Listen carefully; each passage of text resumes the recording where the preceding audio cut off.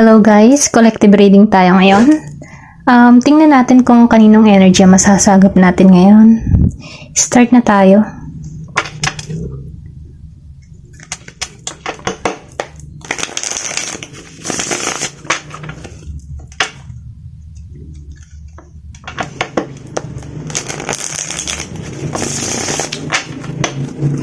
Give me the message for collective, please.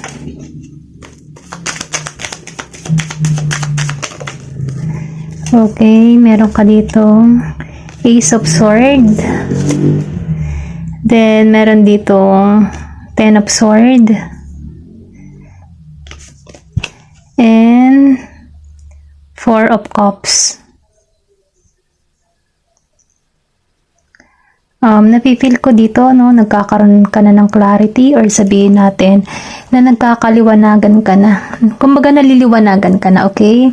Nakikita ko rin dito, no, may person dito na Gemini, Aquarius, Libra, and Scorpio, Cancer, and Pisces, okay? Napipil ko dito, no, sa Ace of Sword, nagkakaroon ka na ng ng maybe nakakapag-isip-isip ka na, kumbaga nababalance mo na yung sarili mo. Then nakikita ko rin dito kasi na ginagamitan mo na ng logic or ng intellectual yung mga nangyayari sa buhay mo. Kumbaga nagkakaroon ka na dito ng ideas, no. Then nakikita ko rin dito, no, na meron kang plano na gagawin. And I can feel here din na nililinaw mo na yung yung mga iniisip mo, kumbaga nakakonsentrate ka ngayon sa mga proyekto or pwede rin sabihin na sa trabaho mo, no. Then nakikita ko rin dito, no, na nagkakaroon ka dito ng realization sa katotohanan. Kumbaga, maybe nagkakaroon ka dito ng hermit mode, no? Kumbaga, tinitimbang-timbang mo yung sitwasyon, binabala-balanse mo, no? Kung dapat ba or hindi dapat manatili sa isang sitwasyon, ano.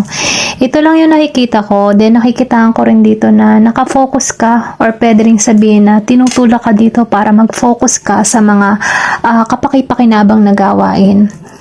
Then nakikita ko rin dito kasi sa Ace of Sword, meron ka ditong gustong mangyari or sabihin natin na meron kang mga plano or mga ideas na pumapasok sa iyong isipan.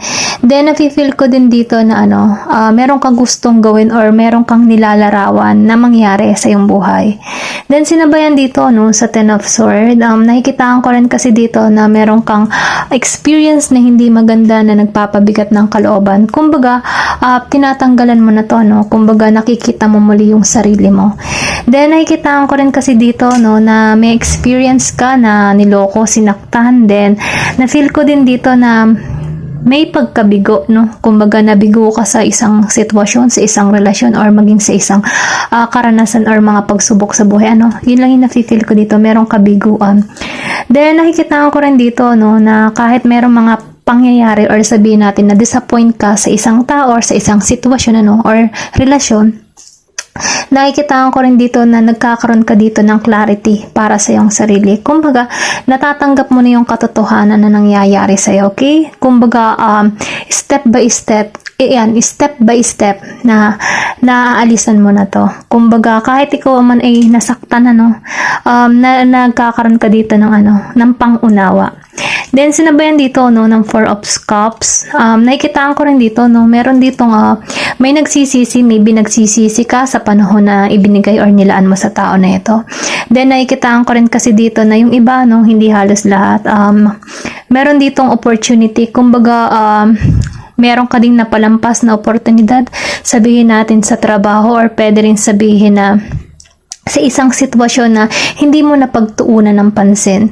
Then, yung iba sa inyo nakakaramdam dito ng pagkainip or sabihin natin na dahil sa walang ginagawa, no? Or maybe wala kang routine or pwede rin sabihin na wala kang pinagkakaabalahan hobby. Dahil doon, ito yung yung nag-uubos ng lakas mo sa maghapon or pwede rin sabihin na naiinip ka sa iyong sitwasyon.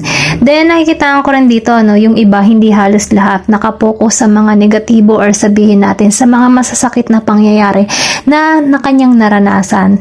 Then, sinasabi dito, alisan, kumbaga, yan ay wag mong sabotahe yung sarili mo, wag kang magpakulong sa ganyang sitwasyon. Kumbaga, humanap ka ng positibo kung paano mo maibabangon muli ang sarili mo, okay? Then, tingnan pa natin kung ano pa yung mensahe para sa'yo. Baliktad. Give me more message. Meron ka dito, the hangman. Di ba yung sinabi ko kanina, yung parang na-hold ka, then lumabas the hangman, confirmation, kumbaga feeling mo nakatrap ka sa isang sitwasyon, kumbaga gusto mong alisan pero nahihirapan kang alisan sa sitwasyon. Then sinasabihan ka dito, parang nahihirapan ka, wala kang kumbaga nahihirapan kang alisan yung ganyang pakiramdam, pero pinipilit mo sa sarili mo na tanggalan yan. Then nakikita ko rin dito na magkakaroon ka dito ng pang-unawa, kumbaga bigyan mo muna ang iyong sarili or bigyan mo ng yung sarili ng panahon o para mag-isip-isip, mabalanse-balanse mo yung sitwasyon na nangyayari sa'yo, okay? Tingnan pa natin. Meron ditong 12, pinanganak ng 12, Nakikitaan ko rin dito ng wait lang. Ito, gusto nitong kumawala. Lumabas na naka-reverse, Scorpio, Cancer, and Pisces, nakikitaan ko dito, na meron ditong kumbaga natuto ka, or sabihin natin na natututo to, ayan, Notan na ako.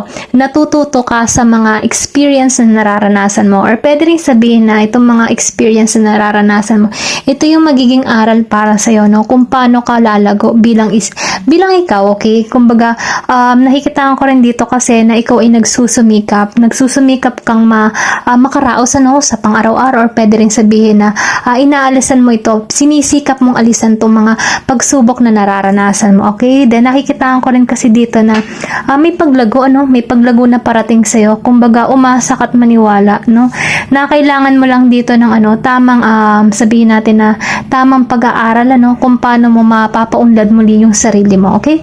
Tingnan pa natin, give me more information. Ace of Cups. Nakikita ko rin dito, meron ditong, Cancer, Pisces, Scorpio, nafe-feel ko dito, na merong bagong simula na parating sa'yo.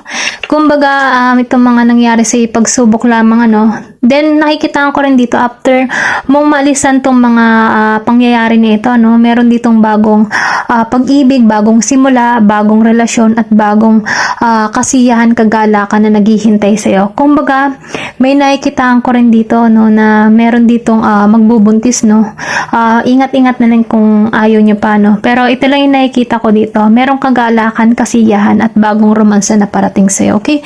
Tingnan pa natin kung ano pa yung mensahe para sa'yo.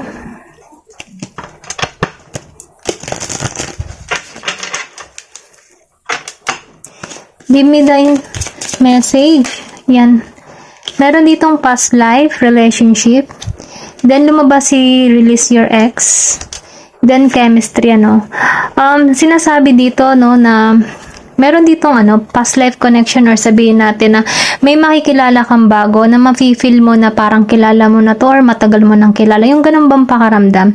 Then, inuutusan ka dito, na i-release mo yung ex. Kumbaga, huwag kang magpatrap sa isang sitwasyon na alam mo na siya yung pumipigil sa'yo para makahanap ng panibagong simula, Kaya inuutusan ka dito na release your ex. Then, nakikitaan ko rin dito, na may chemistry.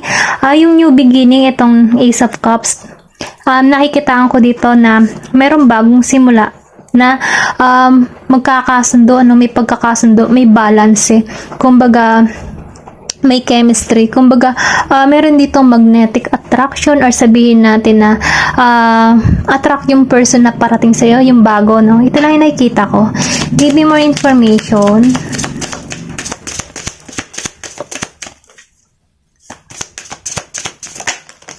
Then, meron ka ditong playfulness. Feel ko dito, no, makakaramdam ka dito ng panibagong kilig or sabihin natin, parang bata, no, na, alam mo yun, yung parang in love na bata. Kumbaga, magkakaganong kang experience, ano, na kumbaga, something nakakaiba na, yung puso mo muli ay, ano, kikiligin muli, ano. Ito lang yung nakikita ko, no, may balance, masayang, relasyon ang parating sa'yo. Give me more information, please. Ayan, keep open mind. Let your friends help you. Kumbaga, kailangan mo din, kailangan mo rin, sabihin natin na, tulong ng isang kaibigan, kung ikaw man ay nasa ganitong sitwasyon na feeling trap, feeling alone, nalulungkot, kailangan mo ng kaibigan na magbibigay ng advice yan. Advice, then nakikita ko rin dito na yung mga kaibigan na yun ay makakatulong para sa'yo, para makalimot, sila yung mag-cheer sa'yo para maalisan mo yung ganitong pakiramdam. Then, keep an open mind. Kumbaga, your soulmate may differ from your usual type and expectation. Kumbaga, pinaliliwanag sa'yo dito, pinabubukas sa isipan mo na yung soulmate na parating sa'yo ay kaibahan sa'yo. Maybe meron kayong different, sabihin natin na different ng relihiyon, different ng country, or ano pa ba, kulay, Basta meron sa inyong different beliefs, yung ganyan. Magkaiba kayo ng paniniwala. Ito lang yung nakikita ko. Pero ganun pa man, kahit may pagkakaiba kayong dalawa, nakikitaan ko dito na merong mutual understanding, tapos meron talagang soul connection, Ito lang yung nararamdaman ko. Tingnan pa natin kung ano yung maipapayo pa para sa'yo.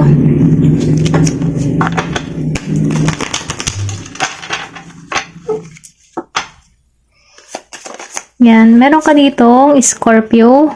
New Moon is Scorpio, go deeper. Kumbaga, nafe-feel ko dito, na magkakaroon kayo dito ng malalim na connection. Kumbaga, mapipil mo dito na iba yung tao na ito, okay? Kaibahan sa ex mo.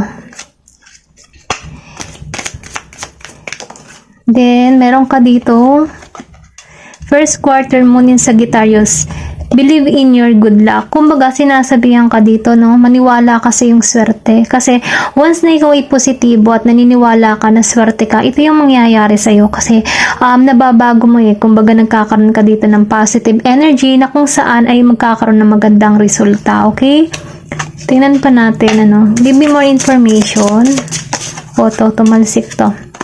Meron ka ditong Aquarius, first quarter mo ng Aquarius, trust the universe. Kumbaga, sinasabi ka dito na magtiwala ka sa gawa ng universe or sa process ng Diyos, Kumbaga, siya na yung kumikilos sa love life mo. Ito lang yung nakikita ko. Kumbaga, may pagka-spiritual, meron din ditong lavender. Kumbaga, nasa healing ka, or pwede rin sabihin, sinasabi dito na mag-relax ka, matulog ka, then, kumbaga, palitan mo yung energy mo, turn to positive, kasi nakikita ko rin dito na may dilim, So, nagkakaroon na dito ng kaliwanagan, magkakaroon ka dito ng balanse, okay? Give me more information, please. Then, meron ka dito, the moon in Pisces, attuned to divine. Kumbaga, sinasabi dito na ipagpasa Diyos mo yung mga nangyayari sa'yo, kasi siya, kumikilos na siya. Kumbaga, let go and let God. Kumbaga, kumbaga, hayaan mo at ang bahal ipagpasa Diyos mo, Kumbaga, maniwala ka sa proseso, Ito lang yung sinasabi dito. Meron ditong Pisces, Sagittarius, Aquarius, and Scorpio. Ito, meron pa dito na last quarter moon in Virgo. Attend to the details. Kumbaga, alamin mo yung bawat detalye. Kumbaga, obserbahan mo din, kumbaga, aralin mong maigi, yung sitwasyon na meron ka. Kasi magkakaroon ka dito ng kaliwanagan. Ito lang yung nafe-feel ko. Maliliwanagan ka dito sa sitwasyon na, Ayan, ito lang yung nakikita ko, Thank you for watching, and love and peace.